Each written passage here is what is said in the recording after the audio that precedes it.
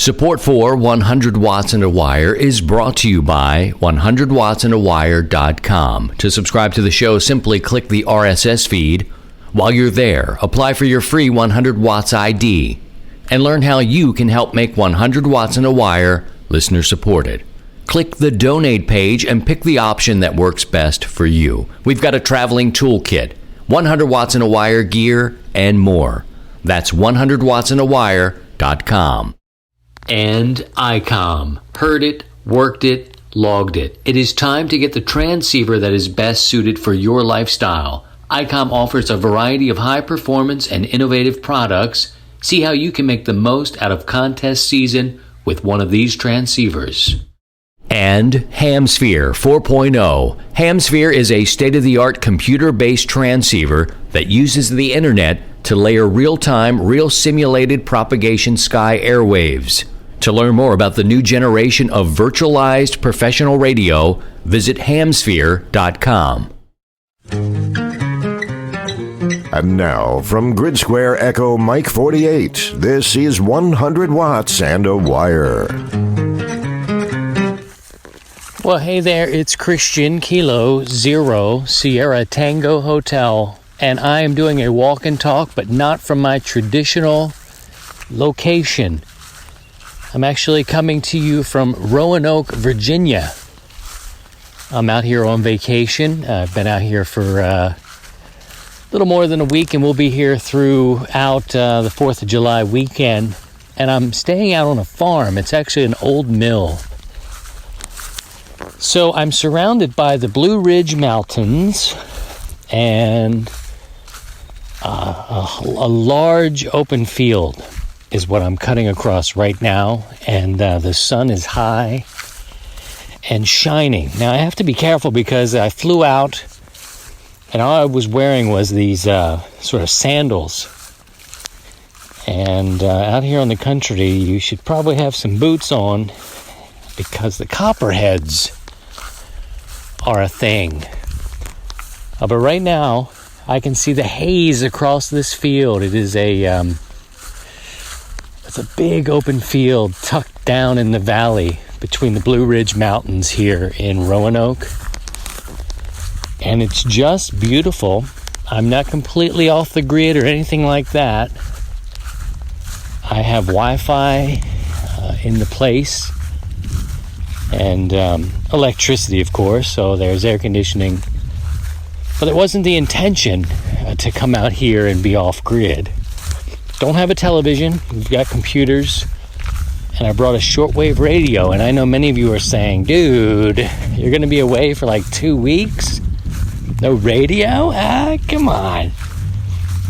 Well, I'm out here on a mission with my family, and we know family first, so what I have to take care of with my family takes precedent. That said, oh man, we were out here over field day, and pardon me breathing heavy. Part of me is looking around and making sure, I'm just hiking. But I don't expect any company, except maybe some things in the wild, okay? Like cows could be around, and, that sort of thing. We're out here on the farm in an uncut field, and I'm walking along a path that has been stepped upon and driven upon. I'm going to make a cut here and get out of this sun. And if I can, I'll take a picture and post it with this episode. So anyway, I did not bring a radio because, for one, I didn't think I was going to be in a position to do so. But mostly because, one, I flew out here, I'm driving back, and, we've talked about flying with radios. This is just beautiful. It's hot as a mother, but it is beautiful. Really beautiful. Open field. This is indeed God's country. I've never been to Roanoke before. And as I walk here, you're going to hear a stream. With my heavy breathing, you'll hear a stream. But the long and the side of it is I didn't bring a radio because wolf spider, hello. They're everywhere. Because I've been on dad duty, and I've been out here with my kids. My folks came out. They were here for a week, so, there's a lot to juggle. That said, I've been here over field day, and it really got me thinking, about what it means to be doing field day and to participate in field day. And specifically, not that you want everything, you do want as many things, as much stuff for as many situations. That's kind of what I found myself as a newer ham falling into, and I think that's good for people who sell amateur radio goods, because we get in, we want it all. Incidentally, the pawpaw trees are already producing out here on the East Coast. It's amazing. I guess it's because the proximity to the water. Have you had pawpaws before? They're far from ready, but you know what? They're closer. Gee whiz. I'm gonna have to bring some of these back to Missouri. Ours don't start coming in until like September. It's really weird. I guess it's all the water down here in this valley, and the moisture really helps. As newer hams, we start thinking about wanting every possible scenario. At least I did. You want a battery that's big enough to get you through, the night. Or you want one that can get you a few hours, up on a summit or whatever. And you start to try to put things together. And this trip, and not being able to participate in field day, don't get me wrong, I'm cool with that. It's totally fine. Family first, and we do what we have to do. And I did. And we've been going to the parks every day, and I'm looking around and I'm thinking, I actually could have put something together. I could have. And what would that be? So I really started thinking like a minimalist. And I think that's kind of the nature of field day. Naturally, if you can load up your truck and drive to where you're going and what you're doing, cool. You load it up with as much crap as you can, and every scenario is cool. But in an emergency situation, you're not looking to have so much stuff. What is it that you really need? And so it really was helpful, this trip, to think about what that is and what that means. A simple wire in a tree, a mag loop, 20 watts, 5 watts, and you could probably hear the creek coming up. You did believe me that I'm out here hiking, right? I'm hiking on somebody's farm. A lady owns this place, and the stories are conflicting between the people who are staying here and who owns the house and who owns the property, but it turns out that everybody's cool with you walking around on it. And I'm guessing, at least from what I could see, is 75 to 100 acres. But I'm staying relatively close. What does it mean to get out there and to just make it? Your radio, your wire, and a little bit of shade. That's what your boy could use right about now. And I'm enjoying Roanoke, but I certainly did miss field day and participating in field day, even if it was going to be just, at home. So what I think I'll do next time that I travel for this extended period of time is, I think you've got a couple of options depending. You could even send your stuff ahead. Some of the gear, you can mail the gear to where you're going. You say if you're flying somewhere and driving back like I'm doing. I could have sent it along a couple of weeks ahead of time. And when it got there, my wife got here. She came out before us. She's studying out here. So that's kind of what's going on out here in Roanoke, and why we're in Roanoke for the summer, basically. But anyway, I could have sent some stuff out, some simple stuff, and just got on the air. I encourage you to think about simplicity in your setups, your radio, whatever you like, and your wires. And what do you need just to get a wire up in a tree? And because I could not participate, I really started to think more about all I needed. What could I have gotten by with? And that's something I think we all should think about instead of, I'm getting closer to the water. I hope this isn't washing us out, so to speak, pardon the pun. If I get washed out, this episode is over quickly. But it's peaceful here and it's shady. It's beautiful. What would get us on the air? What do we need? What could get us by? Just to get on the air, I started... jonesing is probably the best word. I started jonesing to get on the air and to make some contacts. And I could have...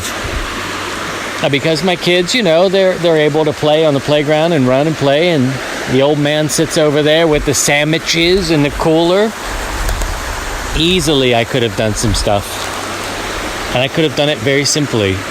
The wire up in a tree, my radio, and, maybe a tuner if the wire wasn't good enough or in tune enough.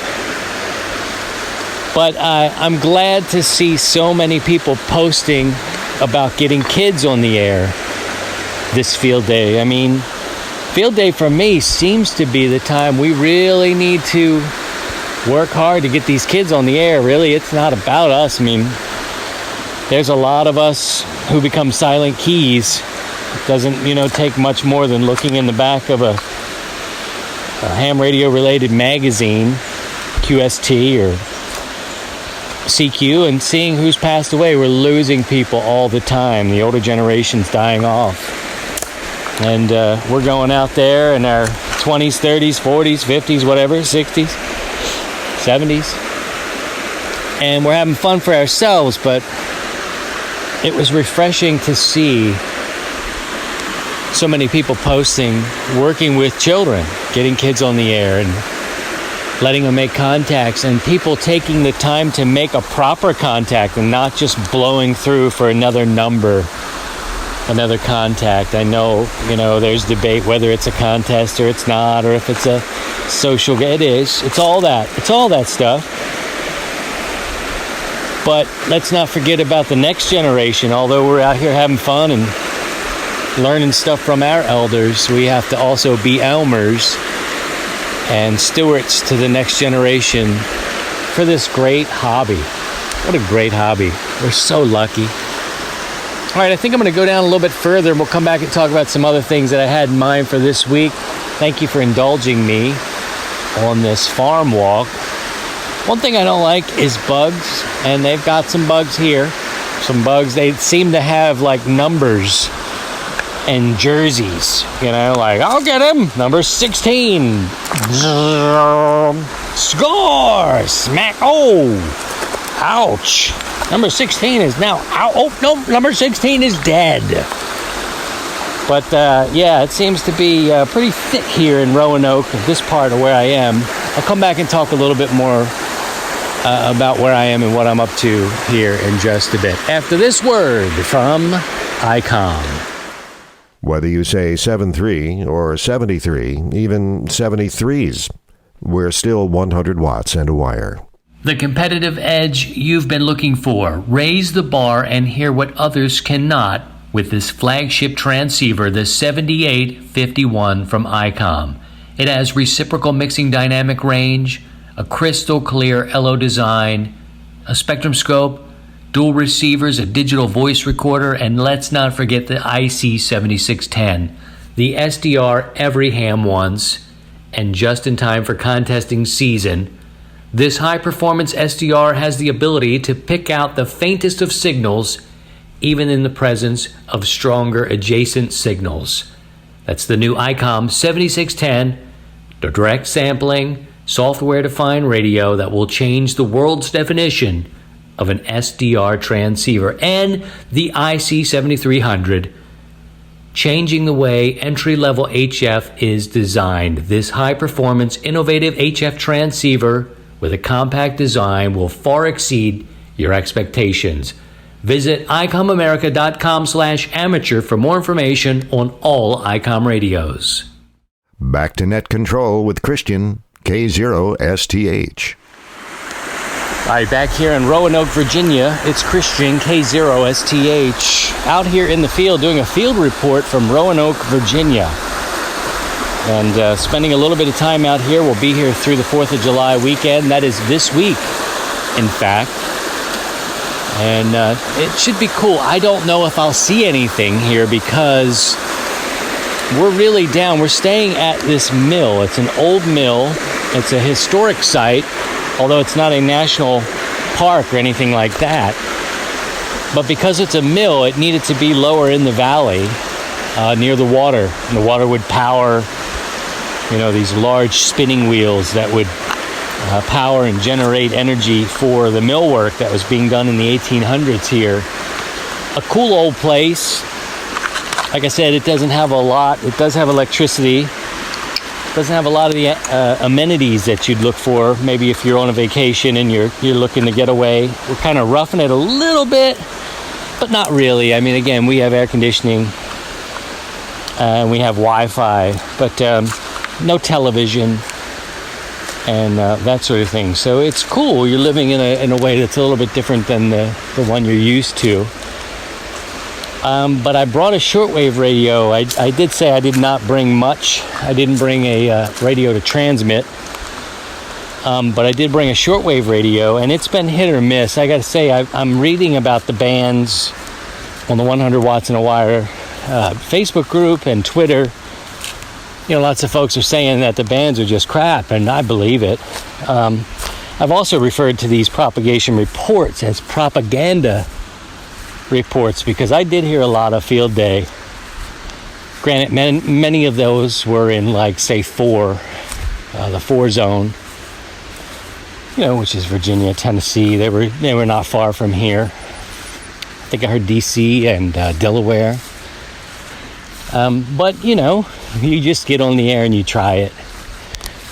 However, I've tried to listen to the 100 Watts in a Wire net on Thursday and Sundays, and it's tough. Part of it is I'm down in this valley. Again, it was positioned. This is a freaking cow. This cow is in the water. Let me tell you a quick little story before I get off.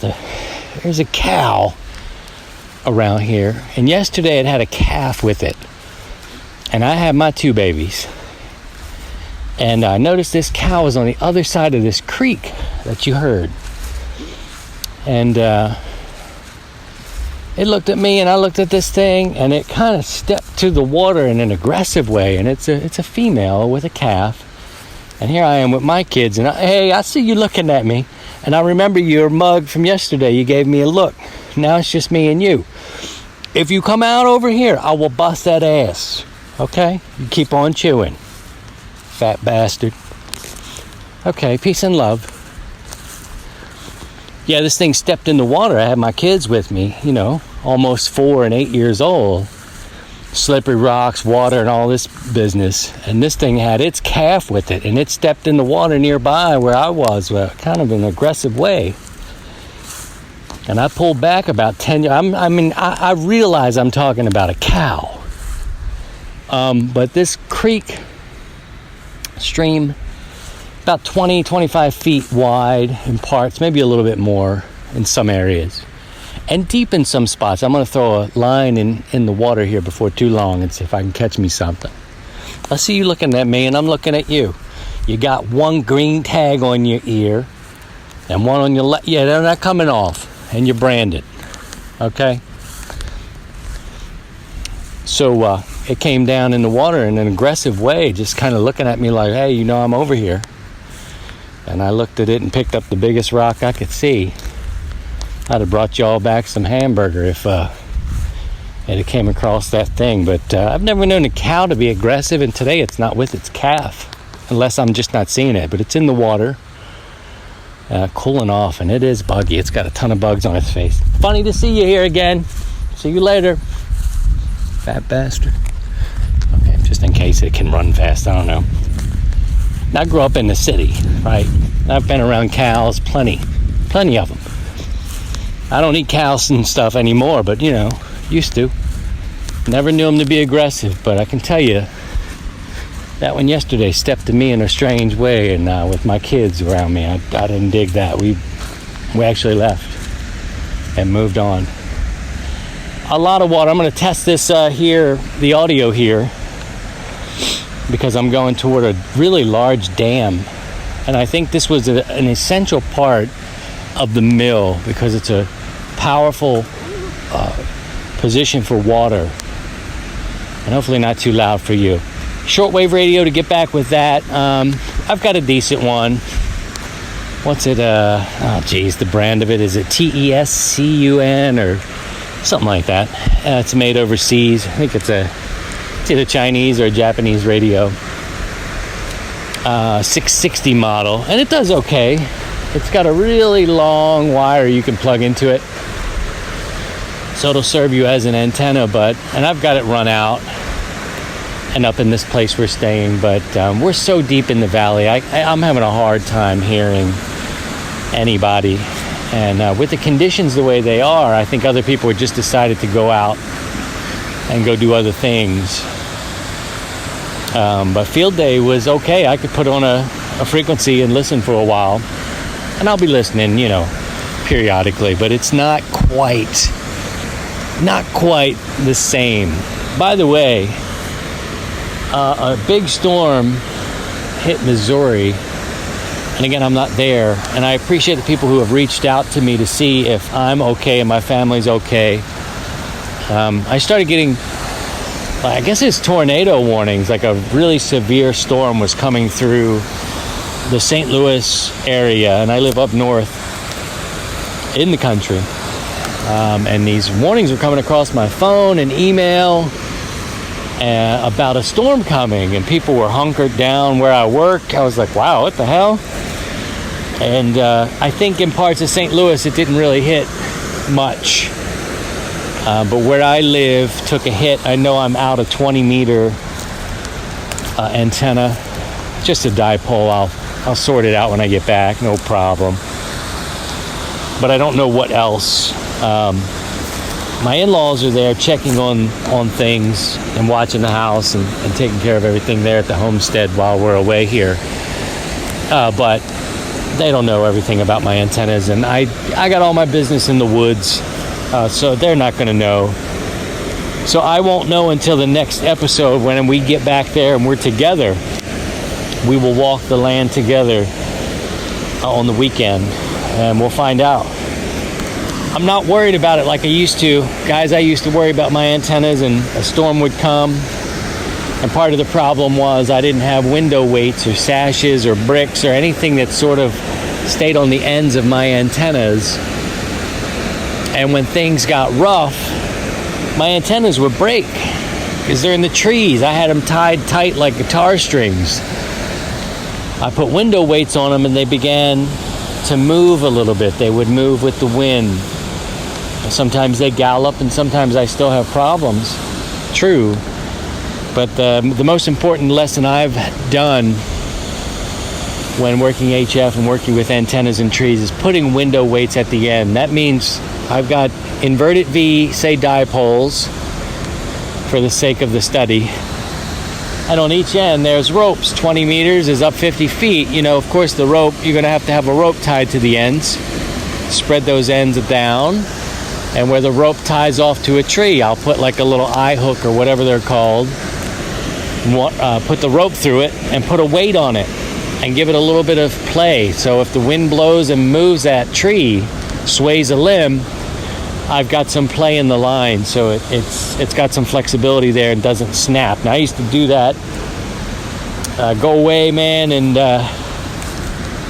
I'd come back and I'd have antennas busted, and it was one of those things that were just tied down too tight, and it was my fault. I just didn't know. I didn't know enough yet.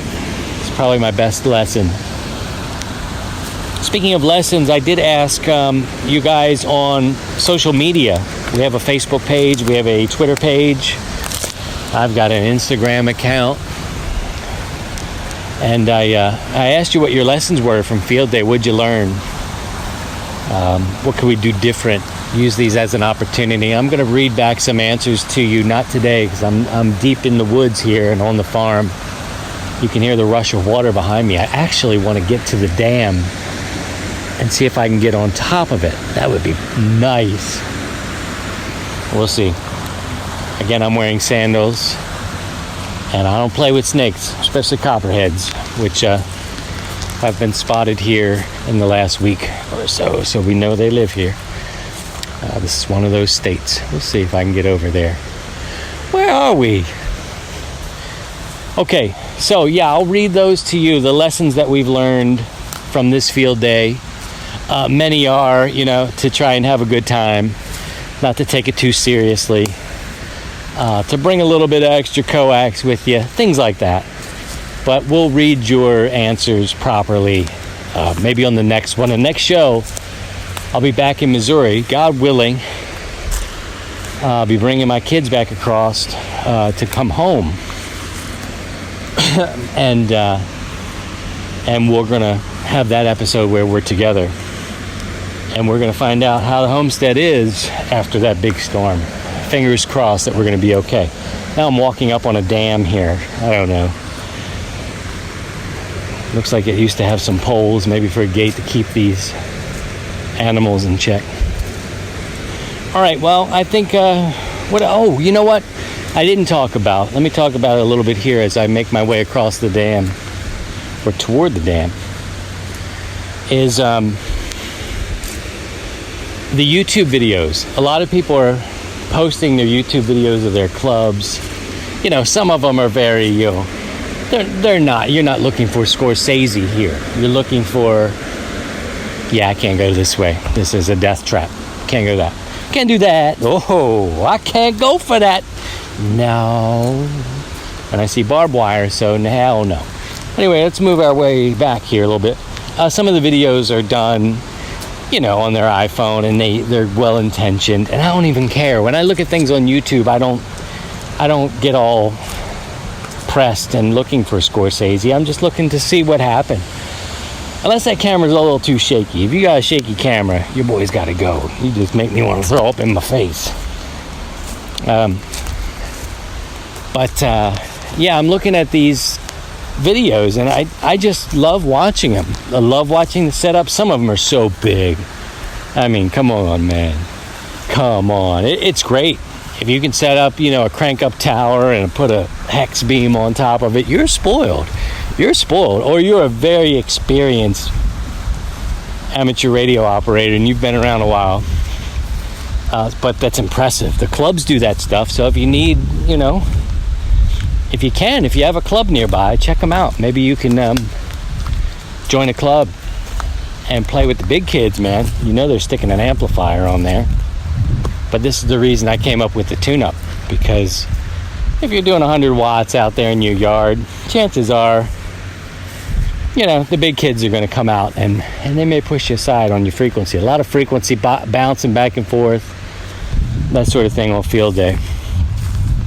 But, a lot of other small things, too. I watched a guy this morning set up his antenna, and he was one of the less, say, video,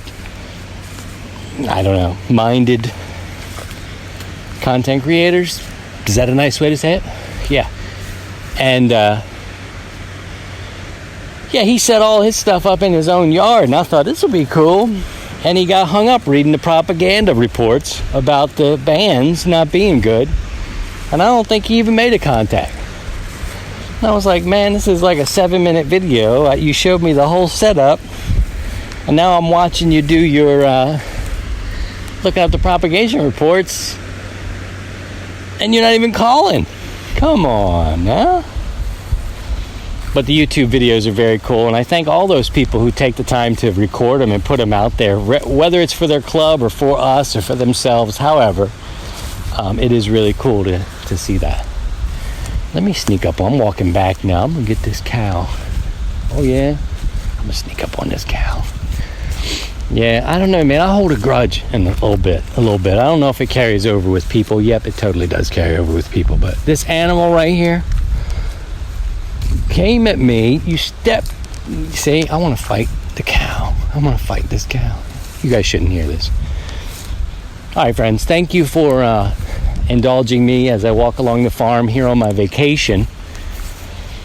Pretty place. Roanoke, Virginia is a cool town. They do have things that you need, so you can make your visits without feeling like you've gone off into some part of the country or the world where you can't get stuff.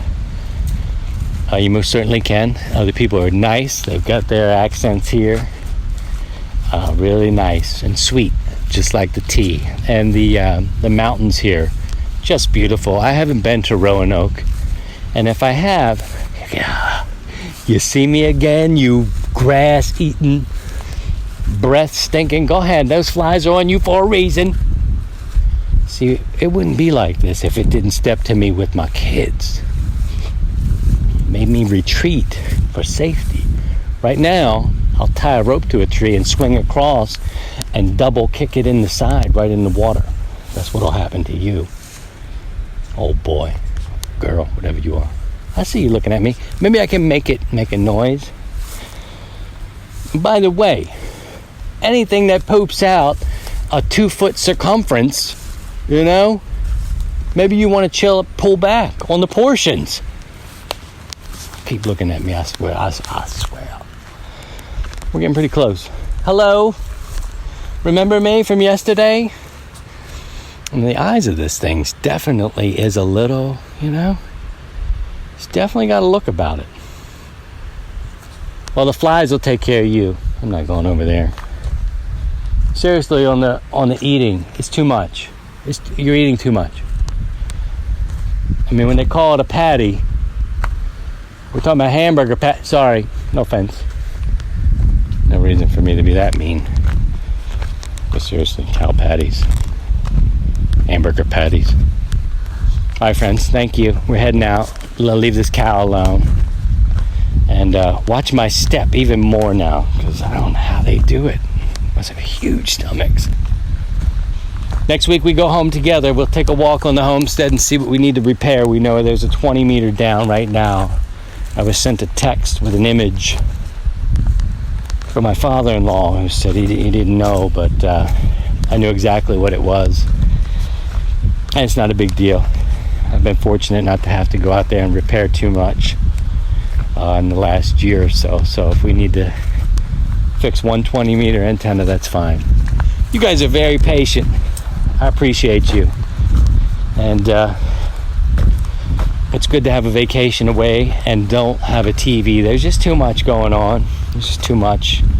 Not too far from here in Annapolis, crazy man takes a gun and his grudge into a newspaper and starts blasting, taking people's lives. That's a shame. It's a damn shame. But so much of that is going on. I did manage to read about that. And being from Maryland, it hits home. It sucks anytime. It's like my mother said, she hates it when we're in the paper for stuff like that. I'd rather stay in the paper for having a crappy baseball team this year. Not fun, but it's better than what happened in Annapolis, which is a really cool place. Annapolis is a good place, good people. All right, friends, take care of yourselves, take care of each other, and by all means, if you can, even on vacation, please try and stay above the noise. To join the 100 Watts in a Wire community, visit 100wattsindawire.com.